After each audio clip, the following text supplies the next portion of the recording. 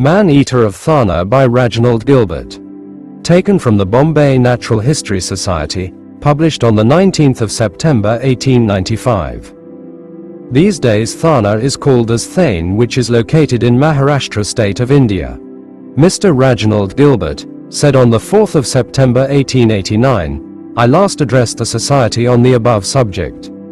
This paper was printed at page 195 of volume 4 of the Society's journal, and I attempted to show that the general impression prevailing about man-eaters as to their being old, mangy, lame, etc., and unable to kill game was a myth, and I advanced a theory that man-eaters inherit this vice from their parents or are taught it by their parents or companions, so that the practice never dies out amongst the tigers of the particular district inhabited by man-eaters. Since 1889, with the exception of the case I am now about to describe, I have no further reliable information to give about man-eaters. At the end of last year, I was informed by my friend Mr. C.W. Hudson, CS, Assistant Collector of Thana, that a man-eating tiger had appeared in the Thana district, and that some of the contractors, who had taken contracts to cut down government jungles, were unable to get their men to work in the jungles owing to the fear inspired by this tiger, who was alleged to have killed many victims. However, the number of its victims was, as usual in these cases, greatly exaggerated, as subsequent careful inquiries in the district showed that only 5 victims were killed by this man-eater during its short career. Mr. Hudson promised to invite me to join him in beating for this tiger, or rather tigress, as soon as he could spare the time and get reliable khabur or news. In January 1895, I received an invitation from Mr. Hudson to join him for a few days shikar after this beast, in the Thana jungles, towards the Western Ghats. I was told that her line of country was not an extensive one and that, with a large number of beaters, we should probably be able to get her. I regret to say that I was unable to join Mr. Hudson, but he, in company with Mr. Hodgson of the Forest Service and Mr. Clements, ICS, was successful in bagging her on the 23rd of January 1895, together with her 3 cubs. She was not a full-grown tigress and only measured 7 feet, 11 inches.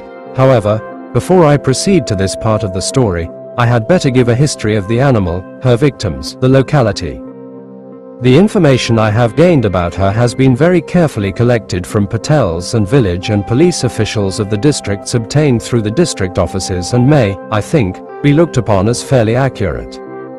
The Thana district and even the island of Salsette, some 15 or 30 years ago, were constantly overrun with man-eating tigers. My friend, Mr. W.B. Mallock of the Bombay Civil Service, now known as Mr. Homan Mallock, in his native Emerald Island, has killed several man-eaters in the Thana districts, and even in Salsette not far from the Marole caves. The last man-eater, previous to the one Mr. Hudson killed, was killed by Mr. Mallock in Thana not very far from the place where Mr. Hudson killed his. Speaking from memory, I believe it was killed about the year 1880, probably many of our members will recollect it, because Mr. Mallock wrote an account of it in the local papers, describing how a tigress went into a village near his camp, dragged out a man and carried him off to the jungle. Mr. Mallock was sent for and followed up with the villagers, until he found the victim with one leg eaten off. Mr. Mallock remained over the corpse alone, and sent the men to collect beaters. Whilst they were gone the tigress came back, and Mr. Mallock shot her and took the man's leg out of her. I was shooting in these districts last May, and had with me a Patel who was with Mr. Mallock at the time, and who graphically described to me the whole adventure. Since this man-eater was killed by Mr. Mallock, until the one killed by Mr. Hudson, I have been unable to hear of a single man-eater in the Thana collectorate. As the tigress killed by Mr. Hudson was not full-grown, it follows that her immediate parents were no man-eaters either, unless they had given up the vice for 15 years, which is unlikely. And it also follows that this tigress was not taught her vice by any companion either.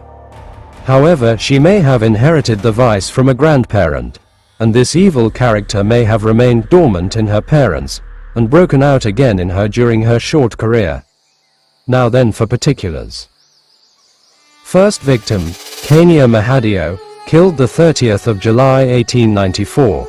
The Patel of his village states this victim was returning from his fields alone and was killed by a tiger on the road. No one saw him killed, but a search was made next morning and the corpse was found with tiger pugs all around it. There were 4 large teeth marks on the left side of the corpse. The chest was clawed and the nape of the neck scratched. The body was not eaten. The pugs were supposed to be, or judged to be, those of a small tiger. Second victim, Rama Balu, killed on the 24th of August 1894, 5 miles from where the first victim was killed. The Patel of his village states that Rama went into the forest to graze cattle. When evening came he did not return and next day a search was made. His corpse was found with tiger's pugs all around it. The right ear was torn and claw mark in the region of this ear and also below the left ear, the neck badly bitten and the left upper arm clawed. The pugs were judged to be those of a small tiger, Patat Bibla. It will be observed that neither the first nor the second victim was eaten. Not so the third victim, Kani, widow of Nathu Bendia, killed on the 21st of September 1894, at a place 17 miles from where the second victim was killed. This victim went into the forest for some roots, and sea, accompanied by a companion. She saw the tiger and fled, but the tiger ran after her and caught her. My informant says it was a large tiger, Mota Patata Sava. The legs of the victim were eaten up to the waist and the right arm and the fingers of the left hand were also eaten. The neck was twisted, throat torn open and claw marks on back. Fourth victim, Ambi, wife of Dao, killed on the 24th of November 1894, 8 miles from the place where the second victim was killed. The Patel of the village states that this victim went to the forest to cut grass, and that whilst cutting grass, a tiger came out of the forest, caught her by the neck, the tiger's teeth meeting in front, and took her into the forest and ate her 2 legs below the knee. Her husband, who was also cutting grass with others somewhere near, came up and saw the tiger on the victim. They all shouted and the tiger bolted, leaving the corpse. These people say they saw the tiger eating the victim, and it was a striped tiger, Patat Vaj. Fifth victim, Changu Jagu, killed the 26th of November 1894, near the place where the second victim was killed. The Patel of the village says that Changu went into the jungle for grass at midday and did not return by evening. The brother came and told the Patel in the evening. Next morning a search was made and the corpse found partly eaten, with the pugs of a tiger all round it. A portion below the waist was eaten, claw marks on left shoulder, neck bitten and throat torn open. The tiger was said to be probably a striped tiger, Patat Vaj.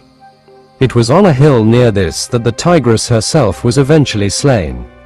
Mr. Hudson tells me that the jungle inhabited by the tigress was a large mixed jungle, evergreen in places and in some parts open with teak trees and long grass and kavi, an ideal tiger country, with immense blocks of coops, exploited 10 years ago and strictly conserved since, and containing long ranges of rocky hills, rising in places to the height of 1,800 feet, with steep sides of sheer rock and water everywhere. The population is sparse. On the 23rd of January 1895, Mr. Hudson, together with Mr. Hodgson and Mr. Clements, organized a very extensive beat with 3,800 beaters. They had a 4th gun in Mr. Il Lava, Abkari inspector. The tigress had killed a cow at midday and the beat took in a large hill. Mr. Hudson was posted just below the ridge of the hill and Mr. Hodgson and Mr. Clements were posted a mile from Mr. Hudson down below him, whilst the 4th gun commanded the top of the ridge and the other side of it. Shortly after the beat began, the tigress gave 3 or 4 low, deep, short grunts in the long distance, probably calling to her cubs, and again an hour afterwards when she was much nearer the guns.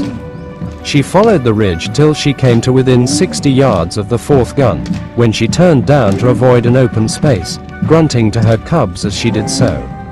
She was preceded by 2 cubs, but the 3rd was behind and made her anxious. She was now almost broadside onto Mr. Hudson, crossing in front and a little above him. As she turned her head to encourage the lagging cub, Mr. Hudson fired and dropped her with 2 bullets at the point of the shoulder, but as she still dragged herself on, Mr. Hudson fired again. She recovered herself and dragged herself away, and it took a few more bullets to settle her completely. The cubs gave no trouble. The shouts of the beaters behind them soon drove them out. Efforts were made to catch one of them alive, but it was a little too big for that. The tigress measured 7 feet, 11 inch, and was not full grown. 2 of the cubs measured 3 feet, 9 inch, and 1 3 feet, 10 inch. 2 were females and 1 a male. I think there can be no question that this tigress was the man-eater. She was killed in the immediate neighborhood of the place where she had slain her human victims, and she was admitted by the inhabitants to be the culprit. The weight of this evidence tends to show that the pugs around the corpses of her victims were those of a small tiger. Since this, there have been no further human beings killed by tigers in the Thana district. It is true, 3 other tigers have been killed in the Thana district since, one by a native near Bawandi in April, and 2 others in May by Mr. G.P. Millett and myself, but I think there can be no question that none of these were the culprits. As I fear there is scarcely a tiger left now in the Thana districts, I shall not be able to investigate further in this particular district my theory as to man-eaters inheriting the vice, and never entirely disappearing from a particular district. Perhaps, therefore, the last man-eater has disappeared from Thana forever. I should add I have seen the skin, which is not mangy. The question remains, why should this youthful tigress have taken to man-killing, as her first victim was killed in July 1894. In January 1895, I take it that she commenced killing about the time her cubs were born, or soon after, or perhaps even soon before. I am not able to say for certain, but I believe there were probably cattle grazing about in these jungles and lots of wild pig, so that hunger cannot have been the cause. She was not lame nor unable from any bodily defect to kill cattle and game. Her first 2 victims were not even eaten, although she appears to have had a full opportunity to eat without disturbance, as the corpses were not sought for or found till the next day. Query: could she have killed these out of anger at being disturbed with her cubs? Her third, fourth and last victims were all partially eaten, and in 2 cases it may be noted that the legs of the victims were eaten. Her parents or companions could not have taught her this vice, because, as have before stated, no man-eaters have been heard of in these districts since 1880. She must then have inherited this vice from some distant ancestor. I have nothing further to add which may throw light on the subject.